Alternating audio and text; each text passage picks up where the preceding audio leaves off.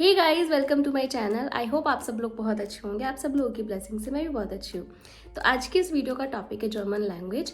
जी हाँ, one of the toughest language जैसे लोग बोलते हैं, और उस चीज़ पे मैं आज डिस्कस करने वाली हूँ। और उसके लिए मैंने स्पेशली फॉर यू कुछ पॉइंटर्स बनाए हैं, मैंने नोट डाउन कर लिया है। तो सबसे पहले मैं आपको टॉपिक बता दूँ कि मैं किन किन चीज़ों पर बात करने वाली हूँ, ताकि आपको आगे की वीडियो का आइडिया लग जाए।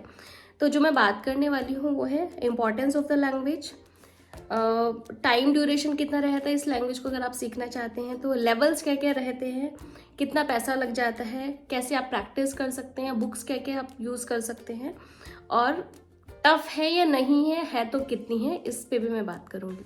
तो लेट्स स्टार्ट।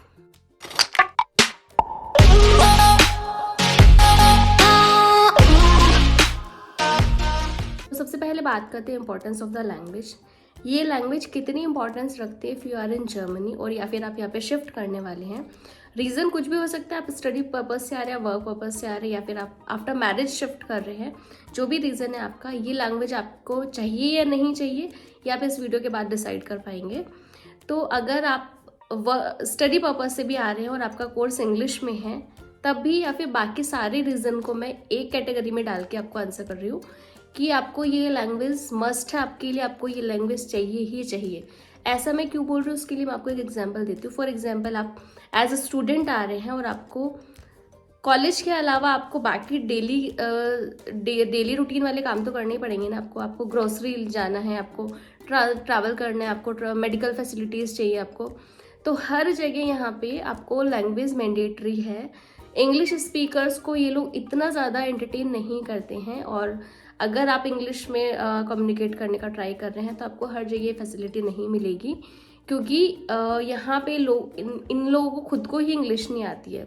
क्योंकि like they are very proud कि मतलब वो लोग जर्मन में बात कर रहे हैं, तो उसमें उनको कोई ये नहीं है कि हम लोग को इंग्लिश नहीं आती है तो ये थोड़ा सा नेगेटिव पॉइंट है हम लोग के लिए। वैसा कुछ नहीं है। तो ये लोग they are very happy with the language. तो मेरा कहने का मतलब ये है कि आपको थोड़ा तो सीख के ही आना पड़ेगा। मैं ये नहीं बोल रही हूँ आपको कि आपको अपने सारे लेवल्स क्लियर करके आने, बट एटलीस्ट एक बेस लेवल तक क्लियर करके आना, ताकि जो आपके एटलीस्ट आप डे टू डे जो कन्वर्सेशन होती है, या फिर आपको किसी से हेल्प मांगनी है, किसी को कुछ बोलना है या बताना है, आप वो बोल पाओ। उसको बोलने में आपको एटलीस्ट बेसिक सेंटेंस में आपको चैलेंजेस ना हो। इतना तो आप यूट्यूब से भी सीख ही सकते हो, इसके लिए आपको किसी को पे करने की ज़रूरत नहीं है। ठीक है, तो सीख के ही आना पड़ेगा भाई और बहनों। तो नेक्स्ट जो टॉपिक है वो जो मैंने सेलेक्ट किया है वो है लेवल्स। लेवल आपको पता ही चल गया होगा आपको, A1 A2 B1 B2 C1 C2 levels होते हैं इसके। उसके बाद इसमें स्पेशलाइजेशन होते हैं, कुछ आउफनामे टेस्ट है, वो सब बात की बात है, बट आपको एटलीस्ट C2 तक मेन लेवल्स होते हैं जो लोग मांगते हैं। तो डिपेंड करता है आपके रिक्वायरमेंट के ऊपर, आपकी क्या रिक्वायरमेंट है। फॉर एग्जाम्पल, अगर किसी का कोई स्पाउस वीज़ा पे आ रहा है तो स्पाउस वीज़ा के लिए सिर्फ A1 ही करके आओगे, आप करके आओगे तो आपको वही सफिशिएंट होगा, क्योंकि एम्बेसी सिर्फ A1 लेवल मांगती है। A1 जो गोएथेस का जो सर्टिफिकेट होता है सिर्फ A1 मांगती है।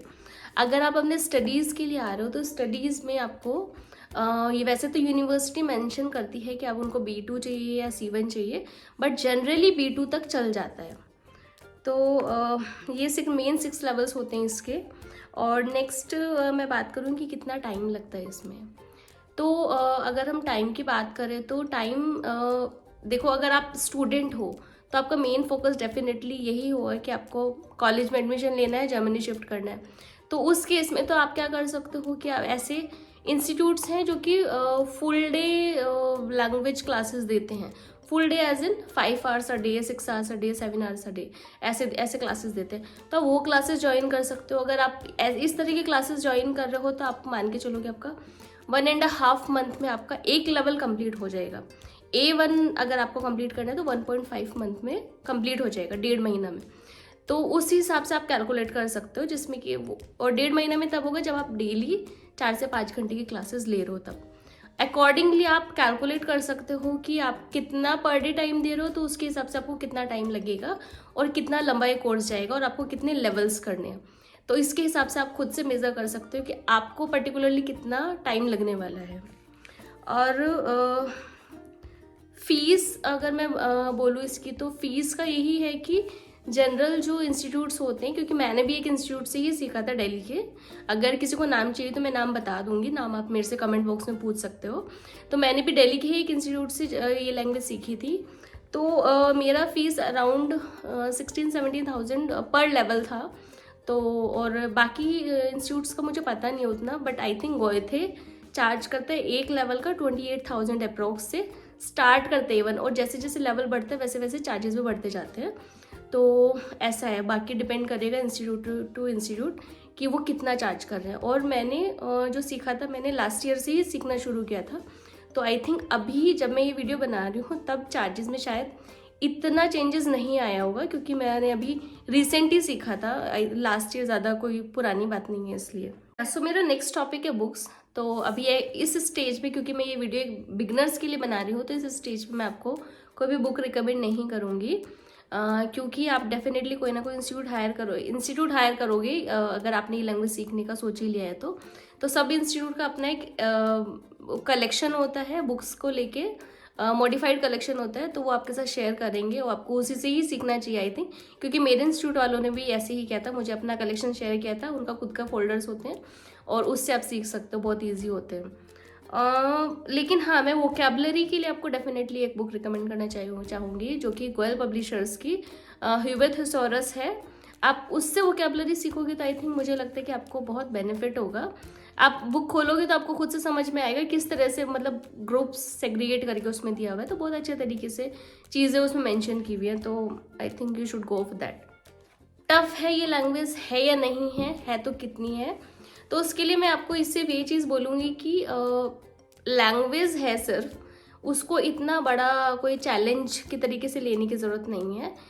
सिर्फ अगर आप 6 महीने भी अच्छे से प्रैक्टिस करोगे आपको ये लैंग्वेज आ जाएगी। और अगर आपको सिर्फ 6 महीने में जो आपको बोल रही हूँ वो मैं आपको एक बार एकदम एक्सपर्ट लेवल पे बोल रही हूँ। बाकी आपको डे टू डे जो प्रैक्टिस करोगे आप उस पर टोटली डिपेंड करेगा। और ये भी डिपेंड करेगा कि आप कहाँ से सीख रहे हो और वो आपको कितना अच्छे से सिखा रहे हैं। तो बहुत सारी चीज़ें मैटर करती हैं, बट ओवरऑल इन जनरल अगर मैं आपको बताऊँ तो ये this is just a language, उतना कोई बड़ी बात नहीं है, उतना उसको कोई हवा बनाने की ज़रूरत नहीं है मुझे। क्योंकि मैंने जब सीखना शुरू किया था तब बहुत लोगों ने बोला था कि हाँ कि ये बहुत one of the toughest language ये वो, मुझे ऐसा कुछ नहीं लगा। बाकी आपकी प्रैक्टिस पे डिपेंड करता है और आप कितना ग्रैब कर पा रहे हो ना डेली बेसिस, उस पर डिपेंड करेगा। So that's it in today's video. और आई थिंक मैंने मैक्सिमम टॉपिक कवर किए हैं एट बिगनर लेवल, जो लोग सीखना चाहते हैं उनके लिए तो एटलीस्ट। और अगर आपकी और भी कोई क्वेरी है इसी सिमिलर टॉपिक से रिगार्डिंग तो आप मुझे बता सकते हैं नीचे कमेंट बॉक्स में, मैं अकॉर्डिंगली रिप्लाई कर दूंगी। और अगर आपको ये वीडियो अच्छा लगा हो, आपके लिए ये इन्फॉर्मेशन यूजफुल हो, तो आप अपने दोस्तों के साथ शेयर कर सकते हैं। तो let's wrap up for today और मिलते हैं नेक्स्ट वीडियो में। Bye bye, take care.